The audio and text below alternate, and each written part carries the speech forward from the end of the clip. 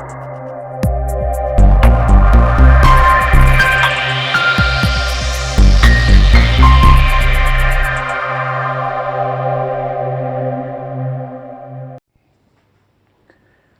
sejahtera Bapak, Ibu, serta saudara-saudari semua. Untuk mengawali renungan tentang firman Tuhan ini, mari kita bersatu dalam doa. Oh Tuhan Allah Bapa di sorga yang melampaui segala akal, hati, dan pikiran kami umat manusia, berfirmanlah kepada kami sebab kami bersedia untuk mendengar, dan atas pertolongan Roh Kudus, mampukanlah kami untuk boleh melakukan firman-Mu itu dalam hidup sehari-hari. Di dalam nama Tuhan Yesus kami berdoa. Amin.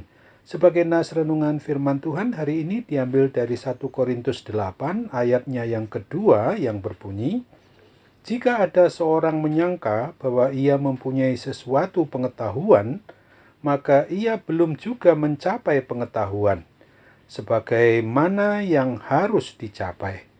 Sebagai tema yang diangkat dari nas renungan kita ini adalah hidup sebagai milik Tuhan Yesus Kristus, bukan untuk menjadi manusia sok tahu. Nas renungan tentang firman Tuhan hari ini hendak berbicara dan mengajarkan kepada kita tentang orang yang sok tahu atau terlalu over pede, terlalu yakin.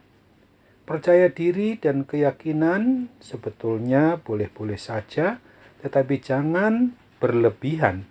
Segala sesuatu yang berlebihan pasti tidak baik. Mari kita sadari betul bahwa bila kita merasa diri paling tahu, paling jago atau paling ahli, itu sesungguhnya dapat berbahaya. Sikap ini bisa membunuh diri kita sendiri dan bahkan juga diri orang lain. Ketika kita merasa bahwa kitalah yang paling tahu, segala hal kita tahu, kita yang paling lama serta paling ahli dan mengerti, justru membuktikan bahwa sebetulnya kita belum tahu banyak. Artinya semakin banyak yang kita ketahui, maka semakin banyak lagi yang belum kita tahu. Pengetahuan yang banyak tanpa disertai kasih itu akan berdampak mengerikan bagi kita.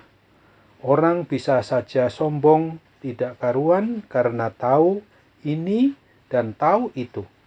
Lalu ia buat sesuatu sesuai dengan pengetahuannya tanpa ada kasih. Sejarah telah membuktikan bahwa penemuan-penemuan orang pintar tetapi tidak disertai dengan kasih kepada Tuhan Yesus Kristus, hasilnya sangat mengerikan dan menjadi suatu keributan.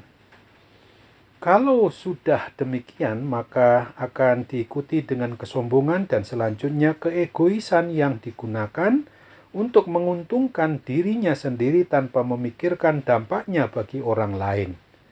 Namun apabila terjadi demikian, apakah lebih baik tidak usah belajar tinggi-tinggi, nanti semakin banyak pengetahuan akan membuat kita sombong tidak karuan? Tentu saja tidak demikian. Jangan anti ilmu pengetahuan. Belajar itu penting, ilmu pengetahuan juga perlu. Kita perlu update, jangan kurang mengupdate. Kita perlu tahu perkembangan, kita perlu belajar supaya tahu, tetapi setelah tahu jangan sok tahu.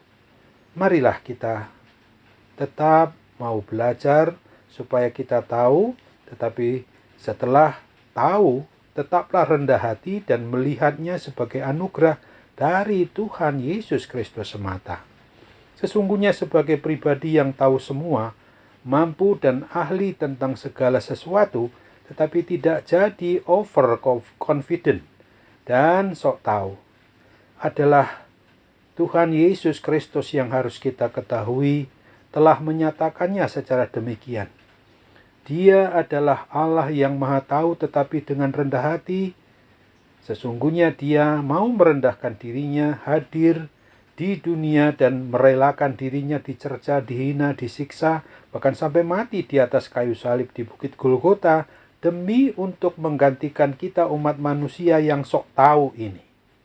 Marilah kita tampilkan diri sebagai pribadi orang yang jangan jadi sok tahu, nanti tahu-tahu malah Tuhan tidak mau tahu dengan diri kita. Tentu saja tidaklah demikian. Tuhan tetap mau mengubahkan kita supaya kita metanoia, bertobat dari hal-hal yang sifatnya mau mengaku diri sebagai orang yang sok tahu. Amin. Mari kita kembali bersatu dalam doa. Oh Tuhan Allah Bapa di surga, terima kasih untuk firman Tuhan yang telah mengingatkan kami pada hari ini bahwa kami memang harus menyadari betul bahwa kami kalau mengaku sebagai milik Tuhan Yesus Kristus, sebagai umat manusia milik-Mu ini, memang sesungguhnya kami harus menyadari bahwa apabila kami mempunyai sesuatu pengetahuan yang adalah anugerah Tuhan Yesus Kristus itu, maka kami belum juga mencapai pengetahuan sebagaimana yang harus dicapai.